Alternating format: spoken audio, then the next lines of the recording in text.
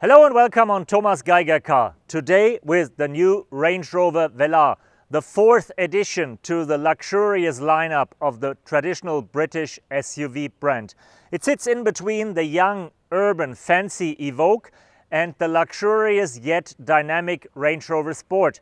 And it competes with cars like the Mercedes GLE Coupé, BMW X6 and Porsche Cayenne. If it stands that competition and what you can expect from that futuristic and luxurious Range Rover, that's what we're going to find out on our test drive. So please join me on Thomas Geiger Car.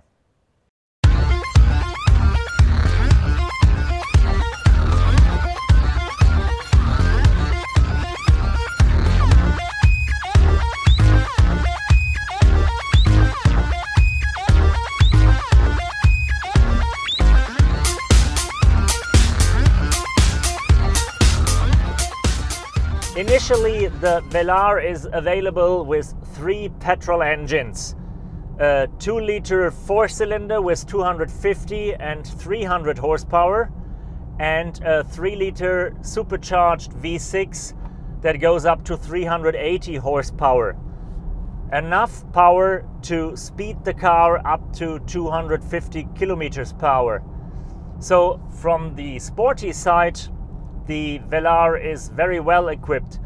Something that is missing is an environmentally friendly powertrain, because there is no talk about a hybrid or a plug-in hybrid at Land Rover at the moment. That will not come before 2019 in the next new models. It's a real relaxing feeling driving the Velar, because you still sit very high above the ground. You got somehow the same command position as you know it from a Range Rover, but it's a bit more active, a bit more aggressive, so you're more involved in the driving.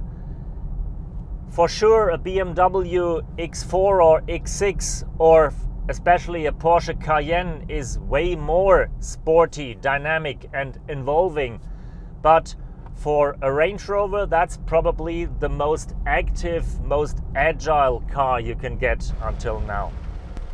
As you expected from every Land Rover, also the new Range Rover Velar is extremely capable in off-roading. Probably you won't go through mud and dust and rocks with wheels that costs $1,000 each. But if you need to, with this car, you really can. The most beautiful and the most innovative part of the interior is that second touchscreen down here. We all know this one from BMW, Mercedes and Audi. It's looking bright, it's very useful. You can scroll and zoom and switch like you know it from your iPad. But this one is really brand new, and that's holding all the car features: air condition, the setup of the vehicle, the adjustment and the ventilation of the seats and the climate control. It's really bright, it's working the same way as the top one does. It's got great graphics, and something really smart are these 2 dials here, because they are used for different features. So if you're in air condition mode, you can just turn them up and down as you know it for the temperature. But if you change, for example, into the control of the seat heating, that also is the same dial to heat or to cool your seats. And if you switch into one of the off-road programs, you can also change between the different setups and menus with these dials. So you got a tactile feedback from the classical dials and you got the touch screen. That's a very beautiful and useful combination that also works when you drive engaged on or off-road.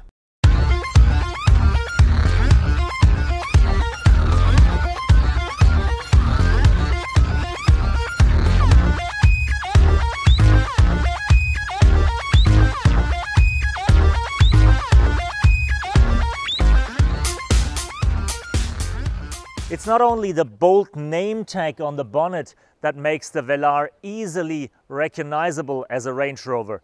No, it's a familiar face that design chief Gary McGovern chose for that vehicle. But he modernized it very, very much.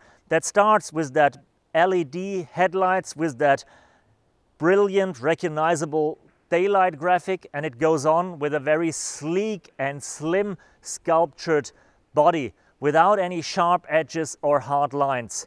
That's not only looking very futuristic, that's also very drag efficient. That's the car that goes through the wind the best ever in Land Rover's history. Probably the most beautiful way to look at the Velar is from its back, because that's what really makes the difference. While Mercedes and BMW just cubed their traditional SUVs to make it look a little more sporty, Gary McGovern did a different job. He really found a new shape for the rear end that is looking futuristically and traditionally at once. Because if you look at the car from the back, it looks like a yacht on the land. Really elegant, light and sporty.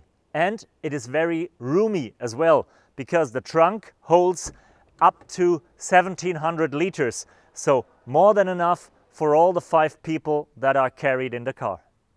Gary McGovern was not willing to compromise its sleek and futuristic design by any practical details like door handles.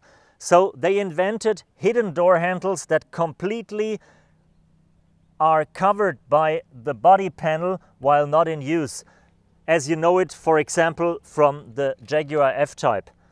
Rear seat comfort is not as impressive as you know it from the Range Rover, especially with the long wheelbase, but it's much better than in the Evoque. What a surprise if the car measures 4.8 meters. It is also better than in GLE Coupe or BMW X6 because of the high roofline and the longer roofline. So you got more headroom and you got a bright feeling, especially when the car is equipped with a panoramic roof like this one. Maybe you could best compare it with the Porsche Cayenne if you look at it from the perspective of the backseat passenger. Thank you for joining me on my first test drive with the new Range Rover Velar, a promising entry to the segment of luxury SUV. Fresher, more modern, more dynamic and more futuristic as a Mercedes GLE Coupe, a BMW X6 or a Porsche Cayenne. Not only from the outside but especially from the inside, with its fancy cockpit with the 2 big touchscreens on the center console. And it is a promising hint to the future of Range Rover. But as far ahead as Gary McGovern looked for that car, he also looked in the rearview mirror back to where it all began, because the name Velar stands for the original prototypes that Land Rover used to develop the Range Rover about 50 years ago. Thank you, tschüsschen and bye-bye.